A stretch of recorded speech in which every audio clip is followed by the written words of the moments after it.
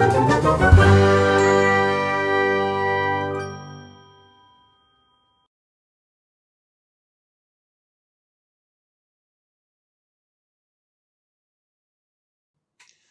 soy Carlos Delgado y esto es un canal donde hablamos sobre arte y sobre cultura contemporáneas. Vamos a pasar al segundo capítulo de este curso de introducción al arte contemporáneo, donde vamos a empezar ya a plantear algunas cuestiones referidas a ese siglo que yo anticipaba como fascinante, que es el siglo XVIII, y fascinante porque se articulan algunas de las cuestiones que son esenciales luego para entender el desarrollo de la modernidad. Y además nos encontramos ya en el propio siglo XVIII un paradigma un poco distinto a lo que habíamos visto en ocasiones anteriores, en cuanto a que ya no nos encontramos a una sucesión cronológica de estilos. Es decir, ya hemos señalado cómo vamos pasando de grandes periodos historiográficos, ¿no? Ese Renacimiento que dura 2 siglos, ese Barroco que dura un siglo, siglo y medio, ¿no?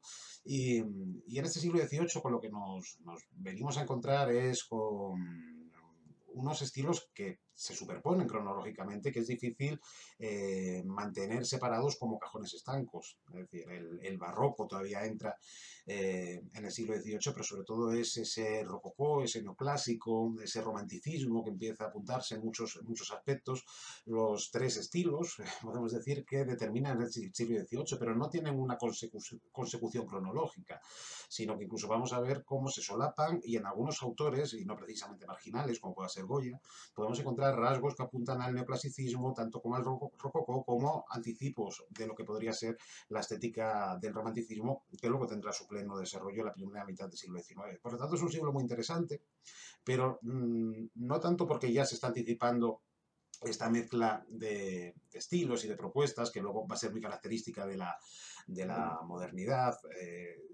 sino porque aquí es donde se configuran una serie de elementos que son lo que determinan algo que ya hemos señalado, que es la institución artística.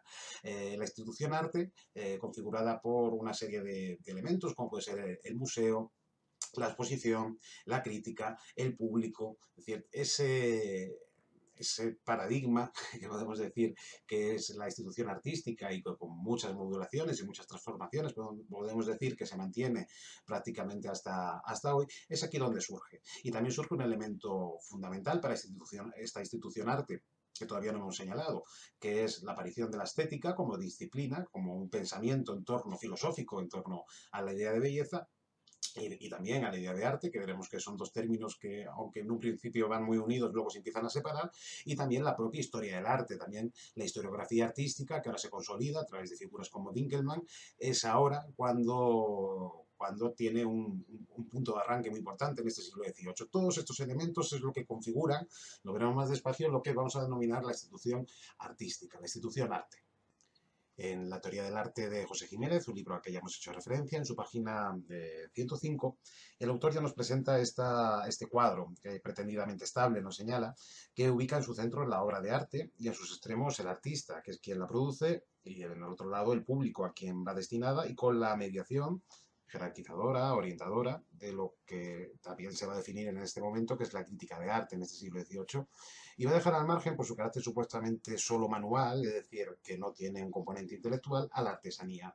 Este sistema hoy no nos valdría, porque aquí faltan figuras como el comisario, la artesanía y la obra de arte, o la cultura popular y la obra de arte, vamos a ver cómo en la posmodernidad empiezan a imbricarse de una manera inesperada, pero en cualquier caso nos vale como primera plataforma, luego le iremos modulando a lo largo de estas clases para ver un primer esquema, unos primeros componentes que surgen en el siglo XVIII, en esta época de la Ilustración europea. Pero para perfilar mejor lo que estamos diciendo, para ver el cambio que supone este siglo XVIII, nos podemos ir, si queréis, al siglo XVII, al barroco. Pero sobre todo al barroco italiano y al francés, que es en Francia donde vamos a encontrar donde nos vamos a ubicar para ver una evolución fundamental que nos lleva pues no solamente del antiguo régimen a un nuevo régimen, sino de un tipo de pintura anclada en una tradición, a un tipo de pintura que empieza a incorporar, y hablo de pintura como porque la pintura va a ser en este momento la caja de resonancia en estos momentos, la caja de resonancia de las innovaciones artísticas. De hecho, la historia del arte que conocemos es una historia de los movimientos pictóricos, o al menos así se ha construido. Pero decía que es en Francia, en el ámbito francés, donde a través de la pintura, como sinécdoque del arte, nos vamos a encontrar esa evolución, esas transformaciones importantísimas para entender lo que es, lo que va a ser el arte de la modernidad y los desarrollos contemporáneos. En España, por ejemplo, lo que ocurre, por ejemplo, en el siglo XVII con el barroco español es muy curioso, aparte de que desde otros países nos miraban escandalizados por esos colores negros, por esa expresividad, por esa beta brava que se va a decir, ¿no? Y que va a tener luego una ascendencia muy importante posteriormente en una historiografía más tradicionalista, buscando una herencia hispanista dentro de esta beta brava, ¿no? De estas tonalidades oscuras y esta expresividad, ¿no? Lord Byron dirá que Rivera manchaba sus pinceles en sangre, ¿no? Es decir, se va a redescubrir ya en el siglo XIX de España con un sentido casi exótico. Pero me estoy perdiendo. Sí, que hablamos de que en España, por ejemplo, sobre todo es muy importante que la posición social del artista todavía está muy vinculada a la idea de que el arte tiene un componente eh, servil y manual, la pintura se hace con las manos.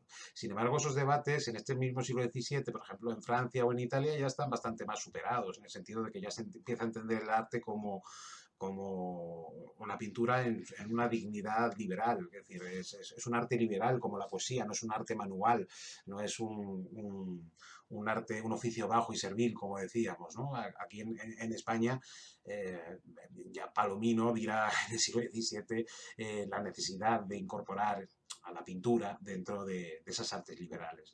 Pero mientras aquí en España estábamos todavía con ese debate, en Francia y en Italia ya se estaban plantando otras cuestiones. Por ejemplo, si nos vamos al ámbito francés, ahí vemos como Charles Lebrun, que es un pintor de ese clasicismo barroco que caracteriza el arte de este periodo en Francia.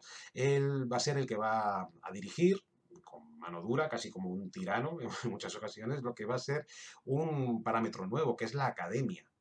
La formación de los artistas venía determinada tradicionalmente por su ingreso en un gremio y ese gremio, perdón, por su ingreso en el taller de un artista, años de aprendizaje. Velázquez fue así, en el taller de Pacheco, años de aprendizaje en el taller de Pacheco y en un momento determinado ya puede formar parte de ese gremio y abrir su propio taller. Pero en Francia ya se empieza a incorporar esta idea de la academia que le va a dar un sentido más liberal, más liberal en el sentido más intelectual a la producción artística para separarla de ese componente artesanal que hemos señalado antes, porque realmente el arte apelaría, según la academia y según este clasicismo francés, a la razón y a las reglas, porque esta academia, que va a tener ese componente positivo de posicionar al artista en un lugar distinto, también va a tener un componente negativo, podemos decir, porque va a estar determinada por un dirigismo muy notable, que es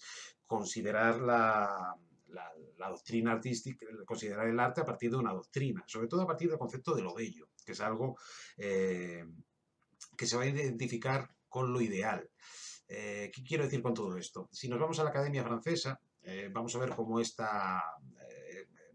aprendizaje se basa sobre todo en una idea de una belleza en un sentido no platónico. La belleza está en las ideas y es ahí hacia donde nos tenemos que ir. Hay imitación, hay mímesis, pero esa mímesis debe ser mejorada a través de ese ideal que mejora las cosas, no la naturaleza, porque la naturaleza es perfecta, pero sí lo percibido por los sentidos, por esa realidad empírica que luego los filósofos de principios del siglo XVIII van a empezar a introducir, los empiristas, desde Locke a Hume, van a empezar a introducir esta reivindicación de lo que perciben los sentidos, pero en este momento estamos hablando de una belleza que se busca, que se entiende, que se quiere perfecta, que se quiere sometido a unas reglas y que no puede compartir su dominio con ninguna otra categoría, ¿no? Es decir, como pueda ser, por ejemplo, lo feo. Lo feo, si aparece en estos momentos, en este siglo XVII, es para destacar la belleza, ese ideal de belleza. Hay una íntima relación entre belleza e ideal para protegerla, belleza e ideas, para proteger a la belleza precisamente del ámbito de lo natural, del ámbito de lo subjetivo, del ámbito de lo que procede del ser humano. Por lo tanto, en esta academia, Charles Lebrun, y que luego va a tener un amplio desarrollo, y también en la Academia Italiana, y que va a tener un gran desarrollo en el siglo XVIII, es decir, porque vamos a ver que se mantiene esta idea, lo que hay es una doctrina de la belleza sometida a unas reglas de proporción, armonía, eh, de equilibrio. Esa belleza todavía está formulada bajo unos parámetros que apelan a la razón, ¿no? Y lo que ocurre en el siglo XVIII es que desde Addison en adelante hasta Kant, ya a finales del siglo XVIII, se va a empezar a poner en valor la subjetividad. Es decir, más que la subjetividad, la sensación. Y la sensación apela a la subjetividad. Y esa sensación, la subjetividad, determina el gusto. El gusto es lo que te produce placer. Y estos son conceptos nuevos que ahora se empiezan a introducir. Esto no quiere decir que la belleza como un ideal se desplace, no son cajones estancos, pero se empieza a introducir como muy en sordina esta, a través sobre todo de la filosofía empirista, como decíamos, y luego ya Kant le da una contundencia en su crítica del gusto absolutamente revolucionaria a nivel filosófico, y que para sintetizar y que nos entendamos, el cambio es el siguiente: la belleza ya no procede, ya no va a proceder del objeto, sino del sujeto. Es el sujeto, y esto lo habíamos visto ya en el vídeo de Lucio Fontana cuando hablábamos de ese cambio de paradigma, porque, por ejemplo, de ese racionalismo cartesiano, que es el que va a dominar en Europa durante muchos siglos, basado en una razón que entiende la sensación como sospechosa. No tiene la razón y la sensación son dos parámetros que no encajan muy bien y es precisamente ese giro de que el conocimiento ya no viene desde el objeto, sino desde el sujeto, que también se lleva a la disciplina artística, también se lleva a la estética, más que a la disciplina artística. La idea de que la belleza no se construye solamente bajo unos ideales, sino que también interviene la subjetividad. Y en esa atención a la belleza por parte de la subjetividad aparecen de repente unas categorías estéticas, aunque por ejemplo Kant no las considera categorías estéticas, pero aparecen unas nuevas formulaciones eh, como pueden ser lo sublime o lo pintoresco, que ya no es belleza, es algo más que belleza o otra cosa además de belleza. Se empiezan a incorporar, y esto es lo interesantísimo de este momento, la posibilidad de entender la belleza más allá de un orden racional, reglado y dogmático. Sí, entenderla más allá, pero es que además incorporar, como digo, otros parámetros como pueden ser, y que son fundamentales, que se empiezan a introducir ahora y que son fundamentales para ya la estética del romanticismo, como decíamos, que es lo sublime y lo pintoresco, y que se mantienen muchos artistas contemporáneos que investigan en lo sublime. Vamos a ver como, por ejemplo, en el expresionismo abstracto americano, esos grandes campos de color. Rosenblum, el crítico de arte Rosenblum, los va a entender, los paisajes de Rothko, como una revisión de lo sublime.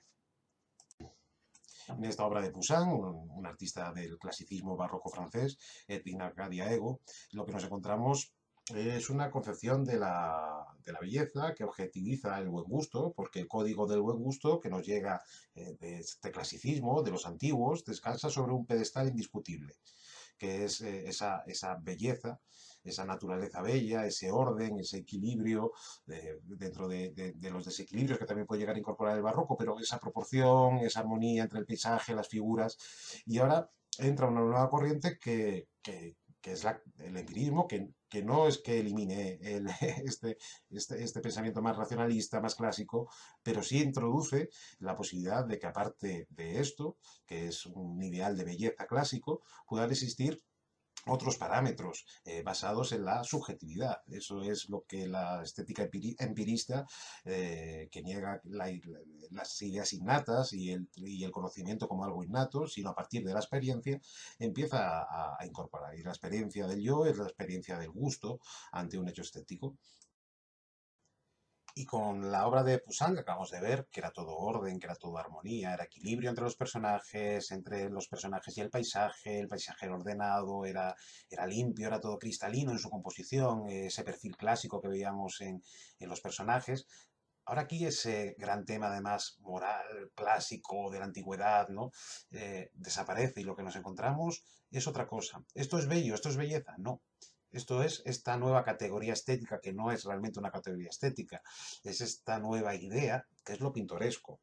Es decir, los senderos retorcidos podría ser pintoresco, la maleza, los puentes sobre riachuelos, las ruinas, las cascadas. Estos son los objetos típicos de lo pintoresco. Por lo tanto, la naturaleza ya no es percibida bajo un orden, sino precisamente bajo los contrastes de luz y de sombra, en los que se resaltan las irregularidades del terreno, de la vegetación.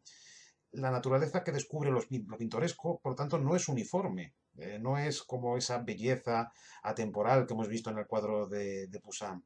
Ahora se abre la perspectiva a lo singular, a la mezcla, a lo que parece escapar a cualquier ley, a ese dogma que decíamos, esa doctrina del bello ideal que decíamos propia de la Academia del siglo XVII, ¿no?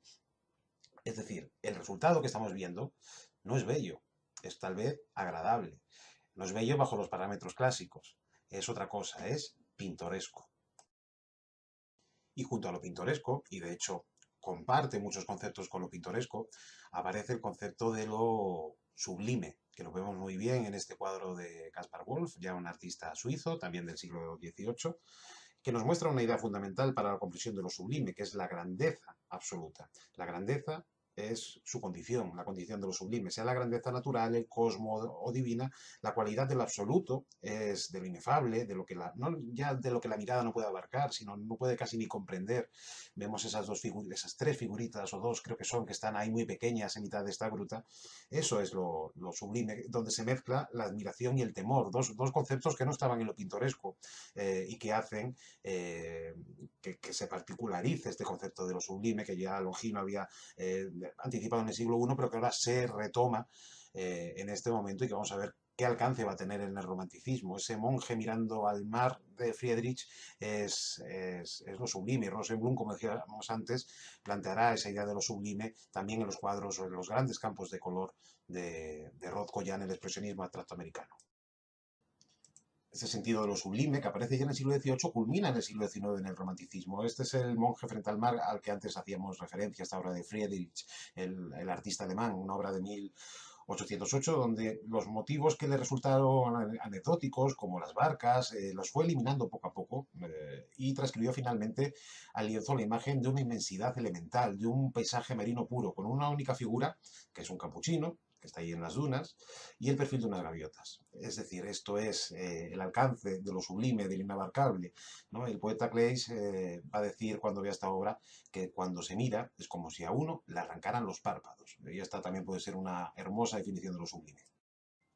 Lo que nos encontramos entonces es un momento muy interesante para la historia de las ideas estéticas, para la historia del arte en definitiva, que es cómo se empieza a introducir en este momento no un cambio de paradigma, porque lo dogmático, las reglas siguen estando presentes a través de la academia, pero empieza a entrar también de manera sutil y hasta que abarca prácticamente toda la sensibilidad del siglo XVIII, esta nueva idea de que la belleza no parte del objeto, sino del sujeto, de la subjetividad. Es decir, la belleza viene determinada por un concepto que también ahora se empieza a articular con mucha contundencia, que es la idea del gusto, que es nuestra sensación espontánea ante el hecho estético, ¿no? Y esto tiene mucho que ver con la filosofía empirista, que entra con mucha fuerza por toda Europa, Locke, Hume y otros pensadores que plantean, claro, es decir, que las ideas no son innatas, sino que las ideas proceden de una experiencia sensible, ¿no? Es decir, puede ser desde una reflexión, puede ser interior, pero sobre todo tiene mucho que ver con la experiencia sensible, con la realidad. Y es ahí donde, como digo, se introduce este planteamiento empirista que reacciona contra esa racionalidad cartesiana que había dominado en la filosofía occidental. Y Kant, de alguna manera, también rebate a los empiristas, porque el planteamiento empirista tiene algunos peligros, como puede ser el relativismo, el escepticismo, lo arbitrario, es decir, todo, entonces nos puede generar gusto, todo puede ser bello, ¿no? Y Kant hace una estrategia filosófica compleja, revolucionaria, que es intentar articular conceptos que en principio están absolutamente opuestos, como la idea de que el gusto es al mismo tiempo subjetivo y objetivo, particular y universal. Es decir, el gusto es objetivo porque no se basa solamente para Kant, en lo que a mí me place, pero al mismo tiempo es subjetivo porque no se amolda a unas reglas preexistentes. Y de ahí su famosa definición de la belleza, que la tengo por aquí, cuando él señala que bello es lo que sin concepto place universalmente.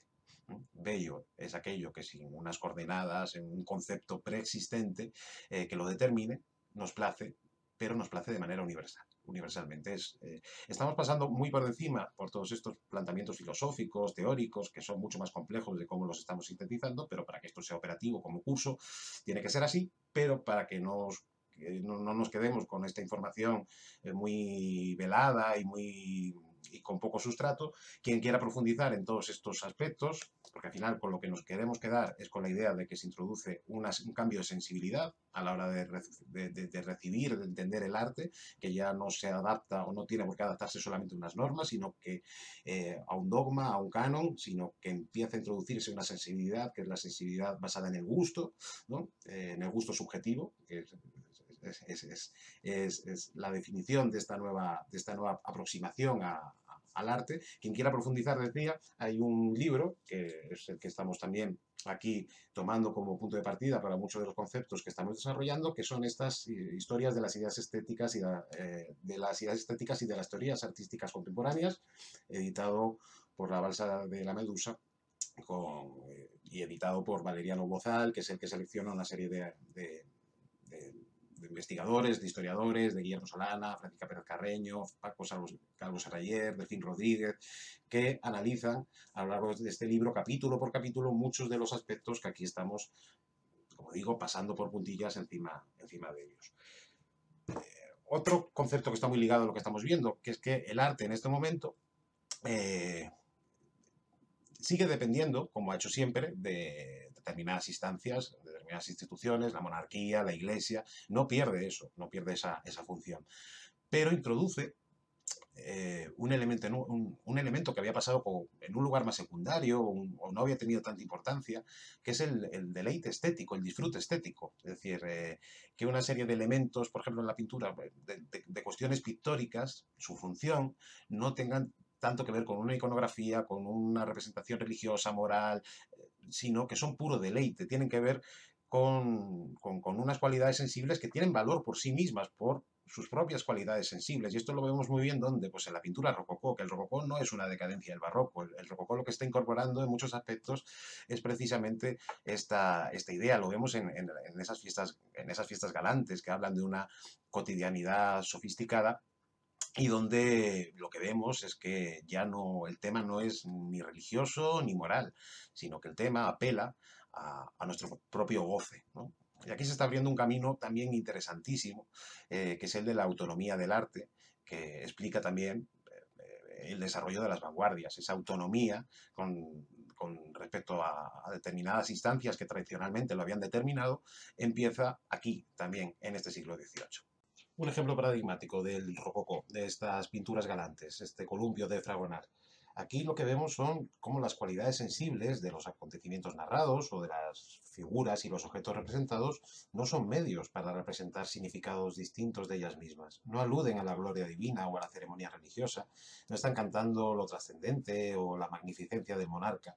Las cualidades sensibles aquí poseen valor por sí mismas en tanto que producen placer o deleite. Es decir, es su propia materialidad, la textura de las telas y de las carnes, la exaltación del erotismo y del mirón, como estamos viendo, son motivos que producen placer a quien contempla tales escenas.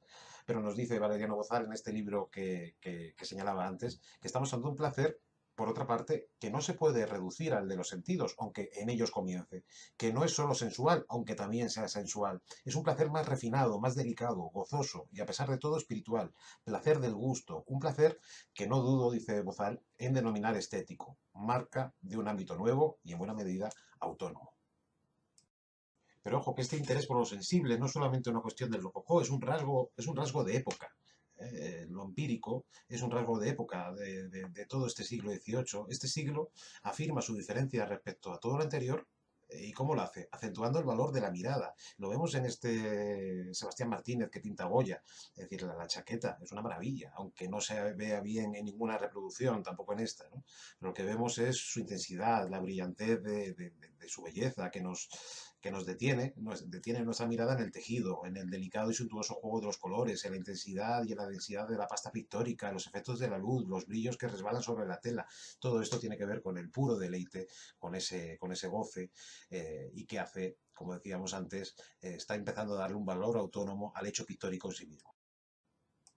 Porque anteriormente el deleite tenía un sentido vinculado a lo que estaba representando, es decir, para enaltecer las riquezas del monarca, por ejemplo. Pero aquí no, aquí lo que encontramos es, por supuesto, el vestido, el traje, nos da un posicionamiento social muy concreto, pero al mismo tiempo de lo que nos habla es un gusto de la estética, de la belleza, de las formas, de lo sensible, por sí mismo. Esta autonomía del arte es un proceso que además corre en paralelo con la autonomía del pensamiento científico, ¿no? Una autonomía de la ciencia con respecto a los prejuicios, el comportamiento, empieza también a ser autónomo de la moral establecida. Es decir, que estamos en un proceso donde disciplinas y formas de pensamiento empiezan a adquirir un carácter autónomo con respecto a instancias que las habían determinado. Y esto en el caso del arte es muy importante porque abre una vía que va a ser, de la autonomía del arte, que va a ser muy importante para el desarrollo de las vanguardias. Esto es una pieza de Sonia Delaunay, 1913, contrastes simultáneos, está en el Museo Thyssen por ahora, a no ser que la baronesa quiera venderlo, como quiere hacer con Matamua de Gauguin. Es una pieza que tenemos en Madrid y la traigo para hablar de esta idea de cómo las vanguardias ya llevan el concepto de autonomía a unos extremos inéditos, ¿no? Es decir, el pensamiento que está asociado a la noción moderna de autonomía artística, hemos visto que se apoya en una tradición histórica que nos lleva de Baumgarten a Kant, dentro de las teorías estéticas, y que se empieza a desarrollar en esta Francia del siglo XVIII. Y con la autonomía, ¿qué nos referimos?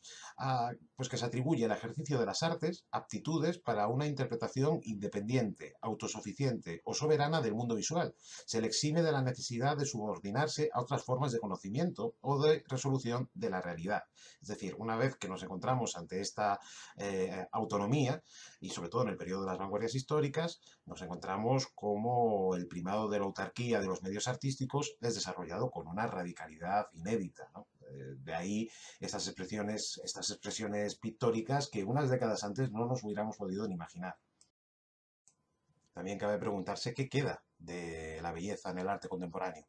Este es Ricardo Macarrón pintando un cuadro de la baronesa Thyssen, que en su búsqueda de una belleza tan convencional, tan redicha, tan relamida, pues al final acaba convirtiéndose en algo hortera, en casi un canto a lo kitsch, ¿no? La belleza en el arte contemporáneo va a ser cuestionada de distintos frentes y ahora aludiremos a ello.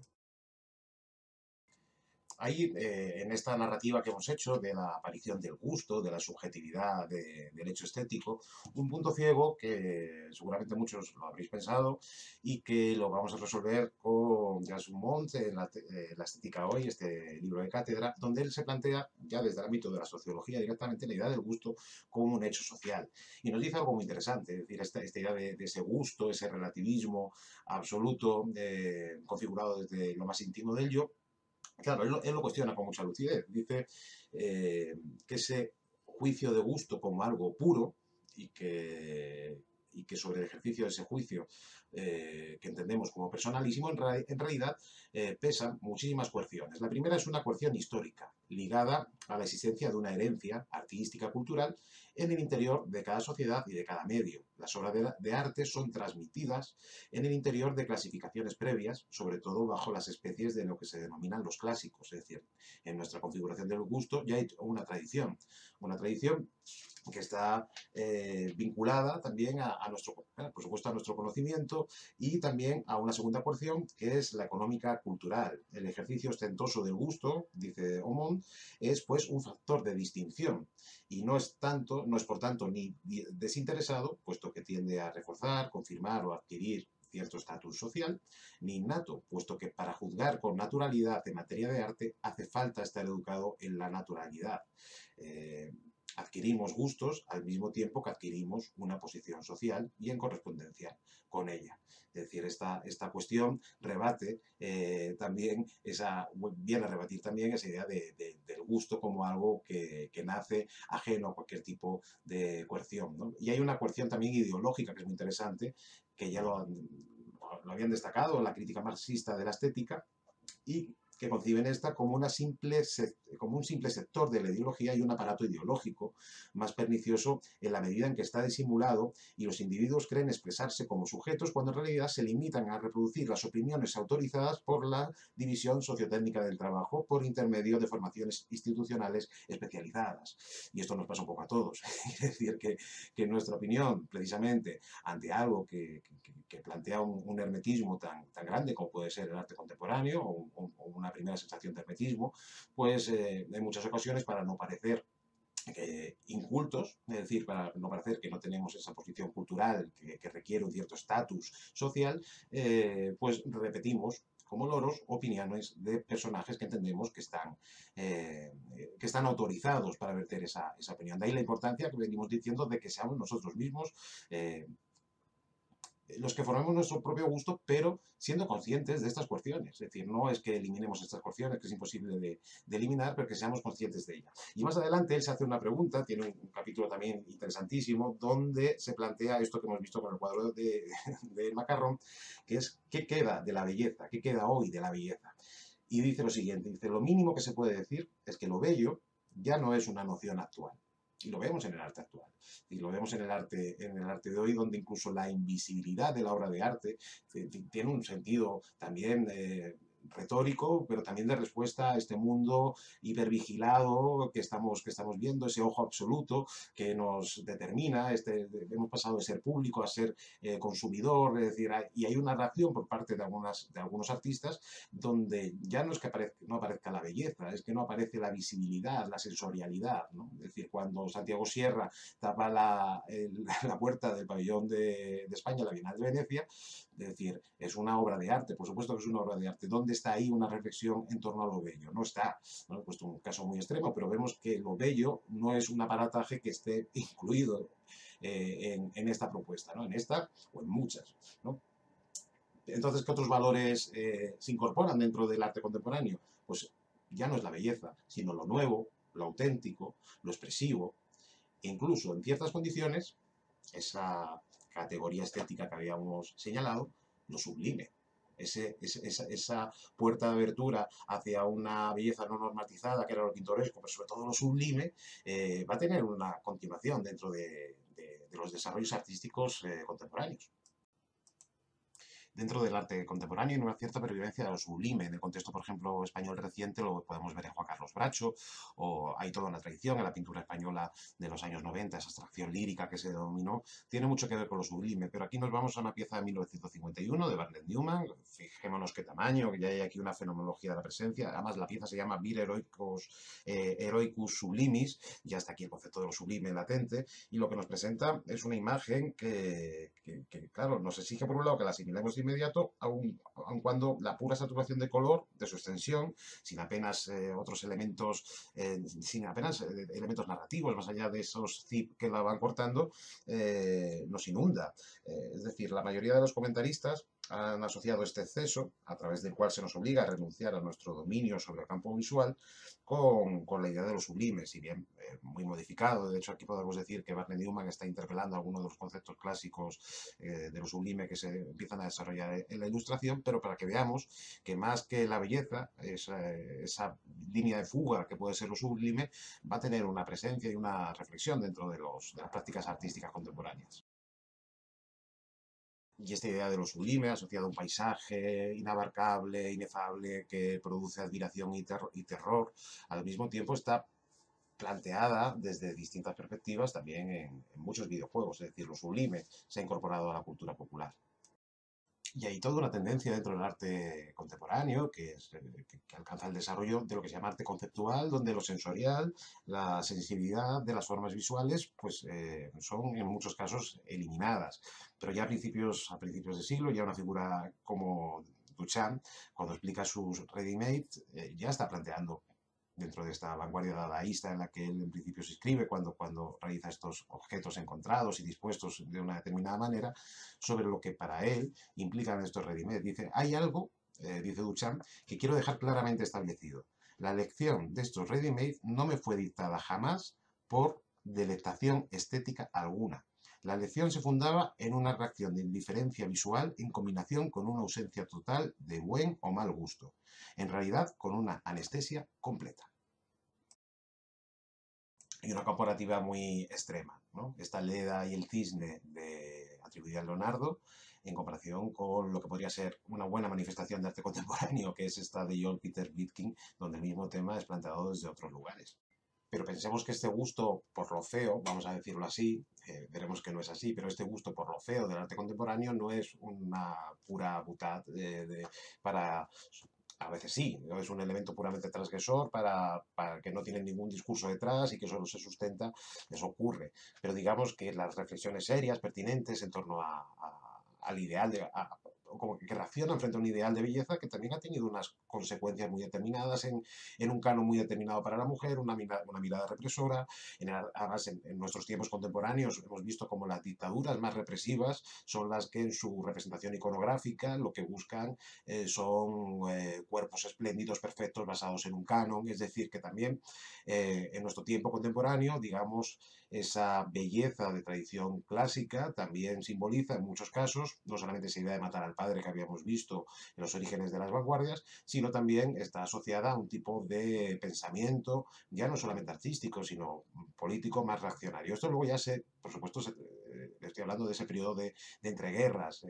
Hoy en día decir que la pintura figurativa puede ser más reaccionaria que la abstracta es una absoluta tontería, pero en aquel periodo de investigación sí tenía una formulación no solamente estética, sino también ideológica. Si nos vamos a la pintura europea de posguerra, la más avanzada, como por ejemplo esta pieza de Dubuffet del año 46, es fea, es que es indudablemente fea, pero es ahí donde radica lo que el artista quiere expresar, es decir, indudablemente fea en cuanto a un concepto de buen gusto o consensuado socialmente, por lo menos dentro del imaginario occidental, donde está esas coerciones que decía antes Jacomont, que es una determinada tradición, donde tenemos determinadamente claro un cierto concepto de belleza, y esto atenta contra ello. Esto no quiere decir que el hecho de que no haya belleza no sea una obra de arte, porque esta unión que hemos visto entre arte y belleza ya está superadísima desde esa autonomía del arte que hemos ido enunciando. La artista polaca Magdalena Abakamowicz, por ejemplo, hace estas figuras. Claro, ¿qué canon hay aquí que nos pueda orientar a un cierto concepto de belleza? Ella además nos cuenta que estas criaturas están inspiradas en su propia experiencia de la crueldad de las masas en la Polonia comunista, donde la ideología de comunidad solidaria encubría, nos dice ella, la evasión de la responsabilidad individual. Y esto lo transmite a través de un concepto que ya no lo podemos reducir a lo feo, sino a otros parámetros que también aporta la estética contemporánea y que ahora vamos a ver algunos de ellos. Por supuesto que lo feo es decir, podemos pensar mil casos donde lo feo ha estado presente en la historia del arte, pero muy pocos casos como protagonista de la imagen, ¿no? Incluso en los martirios de los santos barrocos hay una belleza, que aquí, por ejemplo, Goya todavía mantiene en estos desastres de la guerra, porque esto que estamos viendo, ese cuerpo que cuelga boca abajo, sin cabeza, solamente es un torso, es realmente una copia de una estatuaria clásica, pero está introduciendo cuestiones tan contemporáneas como puede ser lo grotesco como protagonista de la imagen, no como algo anecdótico para subrayar la pertinencia de la belleza, que es lo que protagonizaría la composición. Y seguimos con Goya. ¿Qué podemos decir de sus pinturas negras? Sino que están fundamentadas en la estética de lo feo. Sin duda, es decir, lo feo en estas obras ocupa un espacio propio e independiente de la belleza y no se reduce a una condición negativa de lo bello. No es una posición simplemente para resaltar la belleza. Las pinturas negras lo que están generando es experiencias estéticas a partir de lo feo. Y Goya aborda esta idea de la fealdad para tocar temas cruciales en la existencia humana, que son los que se están trabajando iconográficamente en esas pinturas. Y lo aborda estudiando y plasmando la fealdad formal, cómo hacer de la fealdad un tema también, ¿no? Y deja también un legado para la posteridad, que es una propuesta para el cultivo y desarrollo de la fealdad artística. Y también es cierto que estas pinturas exigen de cada espectador un trabajo propio de construcción de su significado, pero el placer que recibe el público al entenderlas, al contemplarlas, en ese placer también está presente la fealdad y en nuestro asombro está presente la modernidad de la fealdad que plantea Goya.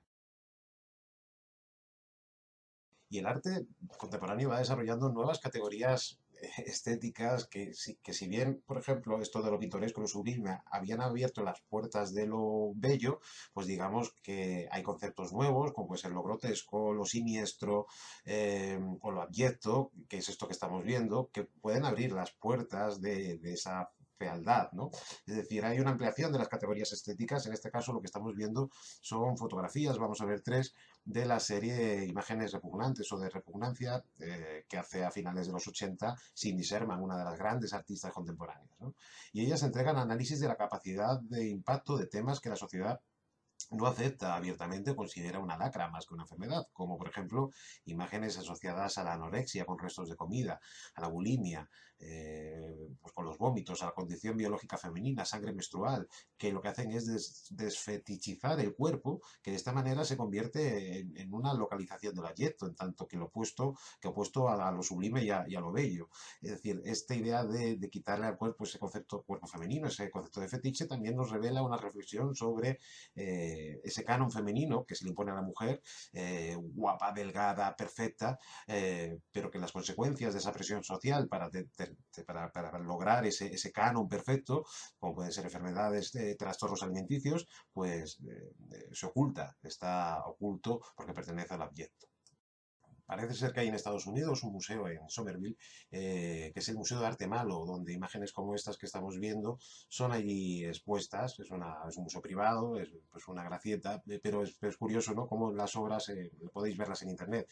Son todas, claro, suele ser pintura la que se suele asociar a esta idea de lo malo, porque es en ella donde encontramos un anticanon que ya no podemos soportar bajo ningún tipo de explicación social, cultural, política, es simplemente una fealdad supina. Y terminamos aquí esta aproximación que hemos hecho en este segundo capítulo a cuestiones estéticas fundamentales para entender por dónde van a evolucionar determinados conceptos del arte contemporáneo. En la próxima sesión ya sí nos introducimos en aspectos más sociológicos que tienen que ver con la aparición en la esfera pública del concepto de arte, que hasta entonces había estado acotado a determinadas instancias como la Iglesia o la monarquía, ¿no? Hoy lo que hemos visto ha sido el concepto de lo bello, como tuvo mucha presencia y que fue, lo vimos también en el vídeo de Ganímedes, como una guía para entender hacia dónde se encaminaba el arte, iba modulándose a través de la sensibilidad de cada uno de las sociedades a las que interpelaba, ¿no? Sobre todo desde el Renacimiento italiano en adelante, y cómo en un momento determinado lo bello se amplifica y ya con el desarrollo del siglo XX lo bello incorpora categorías nuevas y la fealdad entra sin ningún tipo de complejo con respecto a la belleza. Y hablando de belleza, vamos a terminar con un pequeño vídeo de ese arranque de una película que se llamó La Gran Belleza, que arranca precisamente con una fiesta pues muy de Berlusconi. En realidad habla de ese periodo de decadencia reciente, la Italia reciente, que nos viene a decir que la fiesta en realidad ha terminado. Y bajo el ritmo de Rafael Acarrá, seguimos reflexionando sobre lo que implica hoy la belleza, qué pertinencia tiene la belleza en las próximas sesiones, pero hoy con ese ritmo nos despedimos. Hasta la siguiente sesión. Chao, chao.